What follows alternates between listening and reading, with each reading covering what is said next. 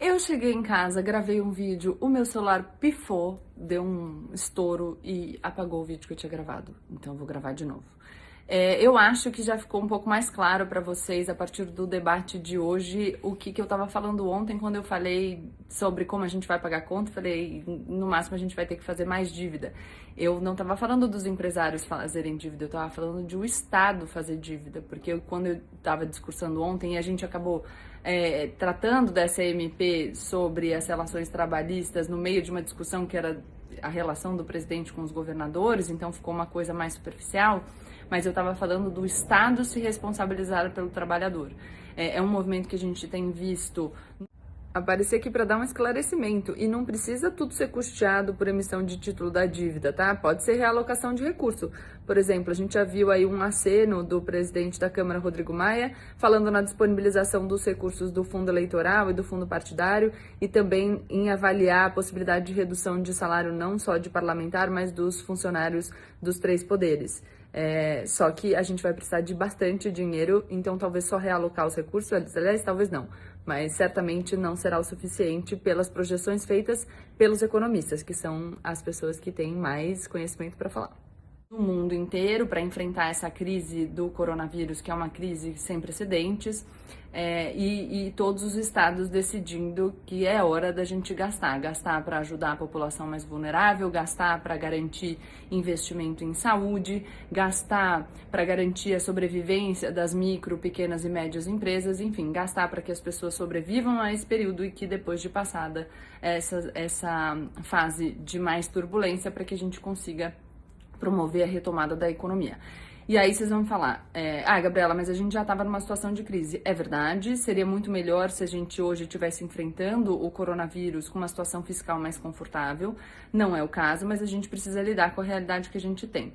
Então agora não é a hora, a gente pode depois voltar para essa pauta de reformas estruturais e tudo mais, mas por enquanto a gente precisa de medidas emergenciais que vão aumentar o gasto público. A gente já tem um aceno nesse sentido do governo, que decretou o estado de calamidade justamente para não precisar cumprir a meta fiscal e, portanto, poder garantir recursos para as áreas que demandam por meio de créditos extraordinários. Então, a gente já tem esse aceno, mas a gente precisa de um plano estruturado dizendo sobre renda básica emergencial, dizendo sobre linhas de crédito para essas empresas que precisam, dizendo sobre investimentos para a saúde, uma coisa mais coesa, mais estruturada, para que a gente possa enfrentar essa situação que está se apresentando, enfim, e fazer o que for necessário. Depois, então agora é hora de gastar. Depois vai vir a hora da gente pensar como que a gente vai pagar a conta. E toda vez que a gente fala do Estado gastando dinheiro, todo mundo paga a conta, porque a gente paga a conta, a gente divide essa conta por meio dos impostos. É isso que a gente chama de arrecadação. E aí, durante esse período de crise também a arrecadação cai porque a atividade econômica cai. Então, a gente vai ter uma queda na arrecadação e um aumento do gasto, e isso depois a gente vai ter que achar um jeito de pagar a conta dividindo. E aí tem uma outra discussão que se apresenta. Então a gente vai ter que discutir eventualmente uma reforma do nosso sistema tributário que o torne um pouco mais justo, então que de fato cobre mais das pessoas que têm mais e menos de quem tem menos. A gente pode trazer de novo para a discussão pautas como tributação de lucros e dividendos ou tributação de grandes fortunas. Eu não estou aqui defendendo uma pauta ou outra, porque eu sempre falo que eu não gosto de superficialidade. Eu acho que as propostas têm que ser apresentadas e que a gente tem que discutir com profundidade tudo que é trazido, né, para o debate, e principalmente contando com a opinião de especialistas. A gente pode, de qualquer maneira, falar sobre as renúncias tributárias, então quais políticas públicas de renúncia tributária estão funcionando, quais que não estão funcionando, o que a gente pode abrir mão para eventualmente usar melhor o dinheiro, mas tudo isso é uma discussão que a gente vai ter que ter depois, porque primeiro a gente precisa sobreviver a essa crise. E eu quero falar um pouquinho, porque eu comentei sobre alguns vídeos que a gente tem visto de empresários brasileiros dizendo que as medidas implementadas aí de isolamento, de fechamento de comércio, são medidas muito extremas que não deveriam ser adotadas. Existem pessoas que defendem esse tipo de posicionamento, então que só se isole a população de risco. Só isso já é complicado no cenário brasileiro, então toda a proposta tem que ser analisada dentro do contexto, né, em que ela é trazida, porque aqui no Brasil, por exemplo, como que a gente faz o isolamento de idosos mais vulneráveis que vivem em residências que só tem 2 cômodos, por exemplo, com toda a família? Difícil, né? E a gente também tem que pensar que embora o coronavírus tenha um grupo de risco, o número e embora a gente tenha aqui para garantir, a gente vai passar pelo contágio todo mundo e isso vai ser mais gravoso para os grupos de risco, mas todo mundo vai desenvolver a imunidade. Então a gente ainda não tem vacina, não tem remédio. A solução é pegar o vírus e ficar imune. Mas por que é tão fundamental a gente achatar a curva de contaminação? Porque o impacto gerado pelas contaminações do coronavírus, eles não prejudicam só o atendimento de quem é afetado pelo coronavírus, mas de todas as pessoas. Se o Sistema Único de Saúde no Brasil, por exemplo, estiver sobrecarregado em virtude das pessoas contaminadas pelo Covid-19, a gente não vai ter sistema público de saúde para atender pessoas que têm outras doenças e outros problemas. Então, não adianta a gente pensar que só quem estiver padecendo em virtude do coronavírus vai ser afetado. Todos serão afetados, todas as pessoas que precisarem da estrutura de saúde brasileira.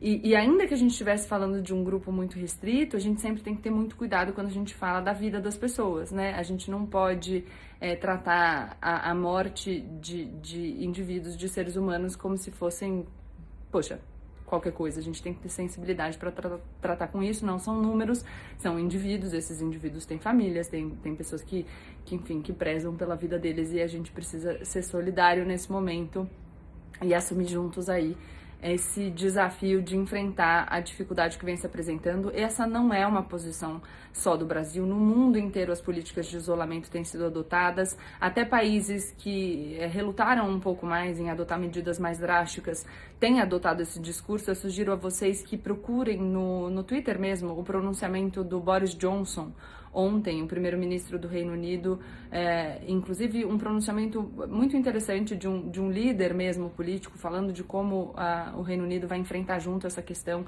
e de como ele precisa da colaboração de todos os cidadãos para que fiquem isolados, para que não se reúnam com outras pessoas, falando de fechamento de comércio não essencial e das medidas adotadas pelo Estado para garantir que não só o sistema de saúde receba os investimentos, mas também que as pessoas mais vulneráveis atravessem esse período e as pequenas empresas sobrevivam a ele, para que a gente possa também ter uma retomada mais rápida depois. É isso. Acho que eu fiz minhas considerações. Eu queria compartilhar com vocês um dado pessoal assim da minha vida, porque já que a gente falou de morte, de pessoas queridas, e a gente está falando disso em contraposição a essa questão econômica, vocês sabem que eu perdi meu pai muito cedo, eu tinha 6 anos. A minha mãe tinha 32, ele tinha 39 quando ele faleceu. E a minha mãe sempre falou a vida inteira que, logo depois da morte dele, ela rezava muito e perguntava para Deus por que ele levou meu pai, assim, que ela preferia ter perdido tudo que ela tinha, ter que começar do zero, mas com o marido dela e o pai dos filhos dela do lado dela para enfrentar esse desafio. Então, quando a gente está falando dessa contraposição de valores, dinheiro e vidas humanas, dinheiro é papel, né? Sugiro a vocês que acompanhem o debate dos economistas, que nas questões de saúde acompanhem o debate dos técnicos de saúde, dos profissionais especializados, para que a gente possa não só se posicionar na nossa vida, mas cobrar dos nossos governantes a postura que deve ser adotada. Então, de enfrentamento dessa crise com a gravidade que ela apresenta e formando um plano aí de ação, um plano robusto, um plano estruturado, um plano abrangente, para que a gente consiga seguir e sobreviver, tá bom? Se vocês tiverem mais alguma dúvida, me avisem. E como eu percebi que vocês tiveram essa dúvida ontem, eu falei com o Naka, que é o comentarista de economia lá da TV, e eu tenho uma ideia aí. Então, se vocês quiserem, vocês vão lá no perfil do Nakagawa, que tá cheio de coisa pra fazer, que tá toda hora no ar, falando de economia, e dá uma provocadinha ali nele, pra ele dar atenção pra ideia que eu dei pra ele hoje de manhã na redação, que eu acho que pode ser muito legal e ajudar todo mundo a compreender essas questões de economia, que não são a minha especialidade também, eu também preciso me debruçar e estudar, mas quando a gente se dedica, a gente consegue, tá bom? Beijo!